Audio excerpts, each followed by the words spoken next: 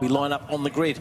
We get ready to go. Good field of bikes here. Got the green flag there from Claire at the back. Hello, Claire. Nice to see you out there in the sunshine. Lottie clears the grid at the front there. Oh, a little bit of creep there. I wonder if it could see a penalty applied. I'm not going to worry about that, as making the start there. That's going to be pole position, man. Doing a great job. And all around the outside, yes, indeed, that is Phil Atkinson. He's away. Luca Wilkinson's up to 4th position already on bike number 76 then. So looks like he's going to be challenged from around the outside there. Is it difficult to tell as he goes behind the trees there? And a bit of condensation on the outside of the window, which doesn't always help. But Phil Atkinson leads the way there. And that is, certainly looks like, is that Cade just behind them there? Difficult to tell with the really small numbers. But yes. Number 3, that is Henry McCartney in 2nd position then. So that's not bad, is it? You know, 2nd position on the grid, 2nd in the race on your first ever race here at Brands Hatch on a big bike. And you've got the one and only Phil Atkinson in front of you showing you the way around. Yeah, if anybody can show you the correct line around here, I'd certainly take lessons from Phil Atkinson, a multiple champion in multiple classes. He's had enough of that, because Henry McCartney now leads the way. Yeah, that's fantastic stuff from the youngster. I did think that was a different line he took there. Well, he's now proven to be the windbreaker for the rest of the field as we come across the line. So it is McCartney from Atkinson, from Watt, Wilson, Sims, Wilkinson, Kean Booser making up 4 places there. Wilson making up 5. That's a great opening lap for him there. Rooker going back by 6, so a terrible start for Travers there. Mackenzie making up a couple, Brown making up 1. Darren Booser going back by 9, still 3rd of the seniors though, just ahead of Darren Swarbrick there. So lots of chopping and changing on the opening lap as they try to sort themselves out. But I have to say, this is such impressive stuff there from McCartney, isn't it? Absolutely. I was just looking in that second group there. Look at Phil. Phil's sitting up there. Is that a problem for Phil? He's I think he's just letting the juniors go. He's letting the juniors go and have their own battle. That is how confident he is. I don't think if he's getting any signs or anything like that, but obviously his main championship rider is miles behind the 11th place. Yeah, he's still leading the seniors there, and he's having a look around his left shoulder there, so it's a bit of a strange situation there to watch Phil Atkinson, hand off the handlebar. He's worried. Look at this gaggle coming across the line now. We've got 1, 2, 3, 4, 5, 6, 7 riders locked together by, what's that, around about 0.2 of a second. Absolutely. There we go. That's very interesting. And just they're down in 12th place there, making up 10 places on that particular lap. Luke, is it Luke? Which road? That's 10th position. That's 10th in class. That is 10th in class. Yeah, but yes. Which roads? That's Lily Roads. We do have Lily Roads and Max Roads. She's got the fastest first sector time there. McCartney with the fastest second sector time there. So she's clearly going very well too. So Lily Roads and Max Roads, I'm sure I may be mistaken. So you know where to find us if I'm wrong. But Lily Roads and Max Roads, I'm sure are brother and sister, and they've raced previously at British Supermoto in the junior classes there. Oh well, it's similar to Ollie Sims. Yeah, it's 1-1 for the girls there then, because there's the girl. See, when you go and get beaten by your sister, that's a street cred well out the window, isn't it? Tell me about it. I'm the same with my sister. She's the man of the house. Over the line we go then. It's McCartney from Wilson. Sims, yeah, you're right. I did make a mistake there with how many places you made up, but still impressive stuff there. I think what fooled me was, or distracted me, was the fact that she got the fastest sector time there. So it's a really impressive stuff, particularly given the big field she was in. She was all part of that big group that came across the line, which still is, to be fair. There's a whole lot of them arguing over the minor placings. Sims passed on Watt there. Now Atkinson knows he's safe in 5th place, but of course that is leading the class. Now Brown is now only a couple of places behind. We are talking about a 2.5 though. So Atkinson, I'm thinking, probably knows that Brown is going to follow him over the line every time this weekend. Henry McCartney and Blake Wilson, the first race ever on the big bike, and they're 1 and 2 in this race. Yeah, it shows the talent that's coming through from the Nivali Cup there. That really is a great place.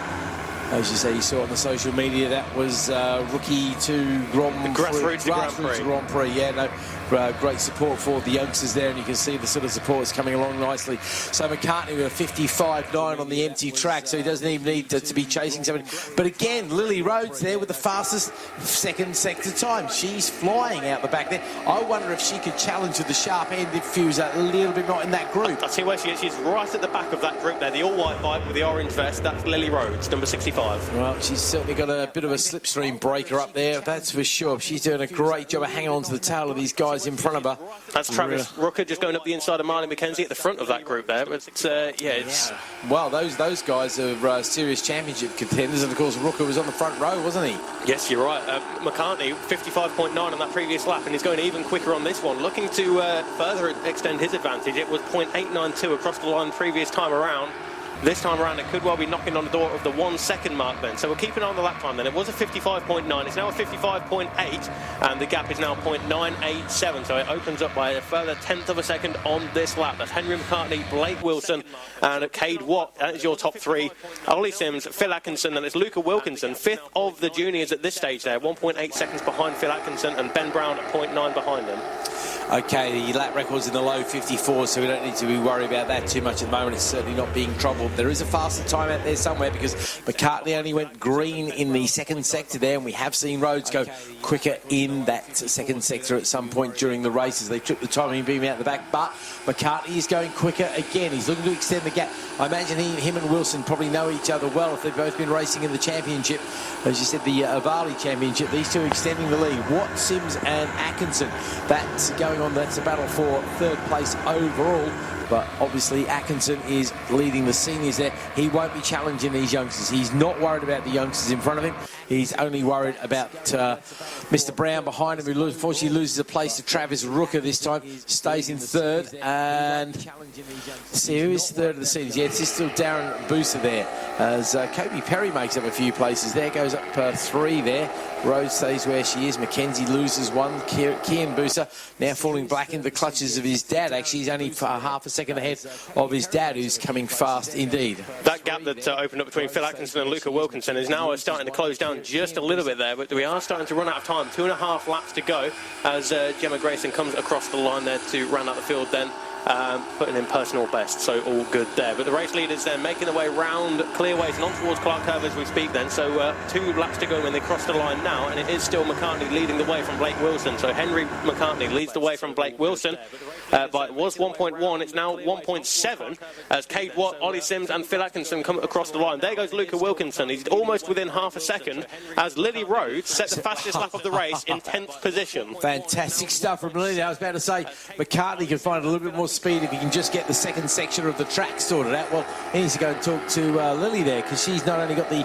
Well, she actually didn't do brilliantly in the second sector, unusually, but she did only an average lap time, or a personal best, I should say, in the first sector, and didn't set her best second sector time. So she's actually gone quicker than that if you put the laps together, but there's only 0.02 of a second between Lily Rose. So at the moment, that's going to give a second on the grid, isn't it, Bradley? That will give her pole position. Oh, yes, sorry, pole position, yeah, with McCartney second. Sorry, correct myself there. But again, McCartney again goes quicker in sector 1. He keeps coming purple in sector 1, then doesn't manage to back it up through the second sector. McCartney now.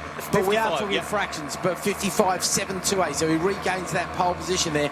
Well, let's wait and see what Lily can do about coming back from there. Well, as we see Ben Brown now go fastest in second sector. Lily doesn't do anything, a 55.787 to back up a 55.745. Pretty consistent stuff. Yeah, that's always consistent stuff, so she's definitely riding very well indeed. So we are onto the final lap there. I don't think we're going to encounter any back markers here as the number 3 machine there. It's Henry McCartney now over 2.5 seconds in front of Blake Wilson. But look at that battle for third now. That's Cade Watt and Ollie Sims swapping paint on the exit of Graham Hill Bend on towards Surtees then for the final time. Phil Atkinson, Luca Wilkinson all right there with them as well. Lily Rose towards the rear of that group, but Lily then having a great ride, and she'll be right up there on the grid later on today. But the race leader now making the way round Clark Curve to take his first race win on the big bike in his first ever big bike race. Absolutely fantastic stuff. But look at this battle for third place. As you say, Wilson comes across the line in second place.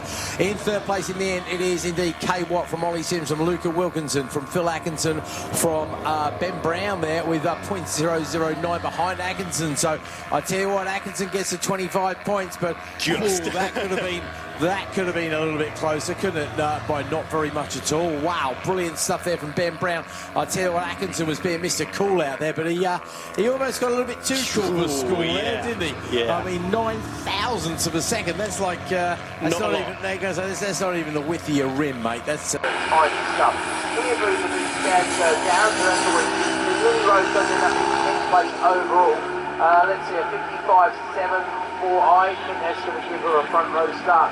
Next time out, that is brilliant stuff. Atkinson.